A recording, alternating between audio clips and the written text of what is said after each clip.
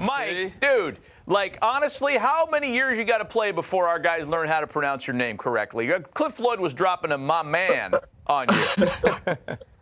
Might have to go. Might have to take another couple of years, but we'll get around to it eventually.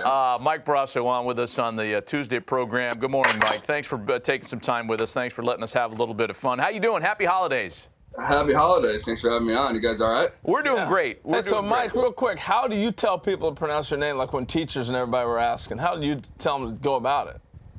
It's 2 syllables, just Brosseau. So it's nice and easy. Don't make it too hard. And just Brosseau. When you see it before you hear it, that's when people get tongue-tied. I know all about that with 11 letters in my last name. I get you. I feel you. So let's talk about your off season. I mean, the great ride you guys went on during the postseason. The World Series didn't go the way you wanted it to. And we talk to players from the losing side of World Series every year, and everybody kind of has a different answer as to the length of time they need to decompress before they start thinking about baseball again. How much time was that for you?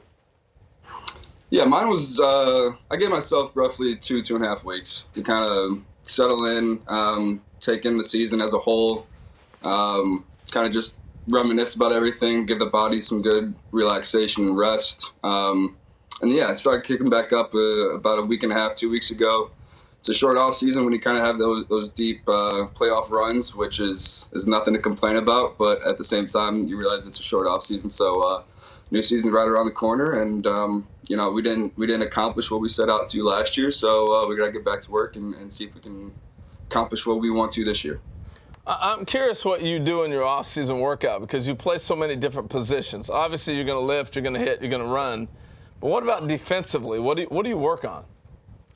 Yeah, it's tough, especially being in the Midwest and kind of being indoors all off season. It's tough to kind of be, creative to move around and try to practice all those different positions throughout the off season. So a lot of it's kind of just trying to get us more athletic. I guess for lack of better terms, I do something a little bit different than usual, especially like I said up here in the cold weather states. I got a facility that I personally like to do. It's called the sand room. It's just literally a bedroom-sized room, fill it up with a bunch of sand, and just do a bunch of cone drills and skips and hops and anything that kind of get my athletic level to the next height. That's kind of what I like to work on and kind of lead that into spring training and find out the minor details once camp starts. Wait a minute, you got the sand room in the house? No, I wish. It's right down the road. Oh, okay. I was going to say, that's a vacuuming nightmare for mom and dad or whoever else. Yeah, no. So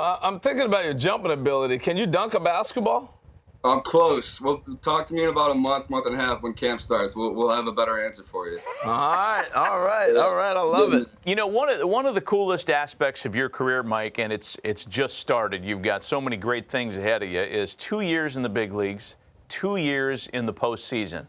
And we're not talking about one and done. You guys made a nice run in 2019, an even better run this year. I mean, because you're still in the infancy of your career, you might not have that perspective yet, but do you ever consider that, how great it's been, how great the experience has been? Oh, all the time. I know how blessed I am to be in a position to be in the postseason for 2 consecutive years, especially the first 2 years of my career. I know not a lot of people can say that, so I take it all in stride.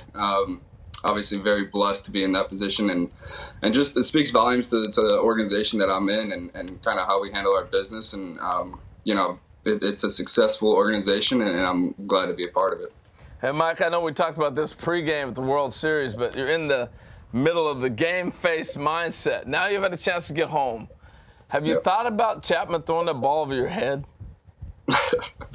Yeah, I mean, it's kind of been kind of forced to. It's a lot of conversation starters from people back home and people around the area. So, I've thought about it once or twice. It is what it is at this point. It happened. It's over with. As Bobby Bo would say, what do your homeboys say about that? No, it was talked about a lot.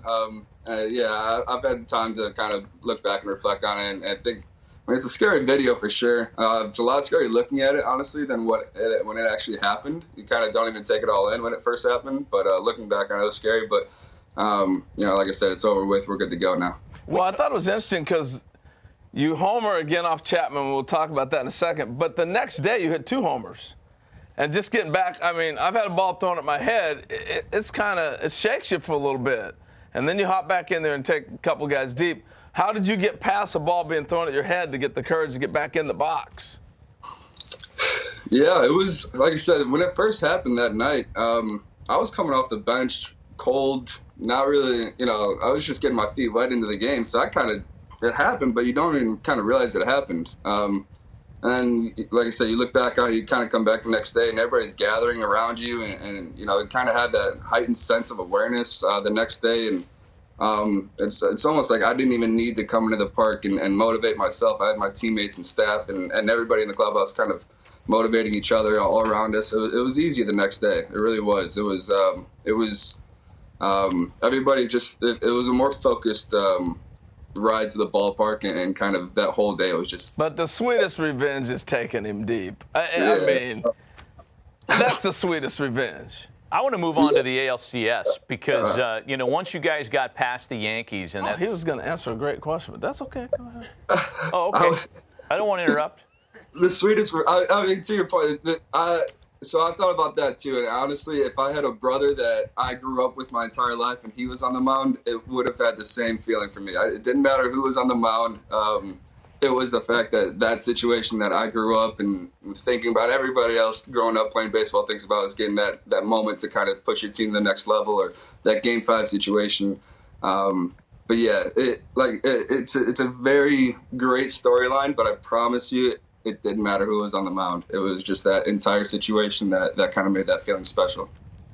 Okay. Am I good now, Dan Rather? Can I ask a question? Yeah, go ahead. Here comes the boring stuff now. Okay. I want to get you to what our producers want to hear about, because they've prepared video as opposed to Harold's U-turns and ad-libs in these interviews, and that is Game 5 of the ALCS. I want to talk about the ALCS specifically because you guys topple the Yankees, right? Big, emotionally, regional rival, division rival. It's the Yankees after all. You've got this big commanding lead against the Astros. It looks like you guys are going to roll, and they claw their way back in it. So talk to me about Game 5. Yeah. Yeah, Astros, great series. The fact that lineup's just lethal, top to bottom. So yeah, Game 5 specifically, it was just one of those games that was back and forth, well fought on both sides, and ultimately we ended up on the wrong end of it, but at the same time, we weren't discouraged by any means. So you did all that to ask them about the game they lost? Well, because it makes our list of the top games of 2020. We're trying to promote the product here. Fair enough. Yeah, it's one of those games. It was tough to lose, but we weren't discouraged by any means. Our staff, and at the time our staff's on the mound, we're good to go. So right back on the saddle tomorrow. Was our mentality. Go ahead, man. Anything else? No, go ahead. I'll end on a great note. You go ahead. All right, I'll end on a great note. Okay, I can't wait to hear. That he got to the World Series and got a chance to start. How cool is that to start a game in the World Series? Oh, yeah, wow. He's going to say, that sucked. That was no fun at all. Yeah, probably one of the worst. Got to end on a good note. It's unbelievable. It's a moment that, like I said before, that I've always dreamed of. This season was filled with moments that I dreamed of and got to live out this year. So special season overall. I wish we could have experienced it more with the family and loved ones around it throughout the year, but at the same time, circumstances didn't allow it. But yeah, hopefully we have a long career ahead of me for more moments like that. Mike, our guys finally know how to pronounce your last name. Awesome. And actually, we're figuring out right now as we speak, between you and Randy Arozarena, who's got boxed more often. We're talking about Randy here, all right, and what he's been able to do. Again, it was Rosarenda at the plate. Rosarenda, Randy, Arena. Arozarena. Oh, the Rays are fascinating to watch for so many reasons. Hey, we appreciate the visit today, Mike. Way to go. Congrats on a great season, a great postseason. Enjoy the holidays.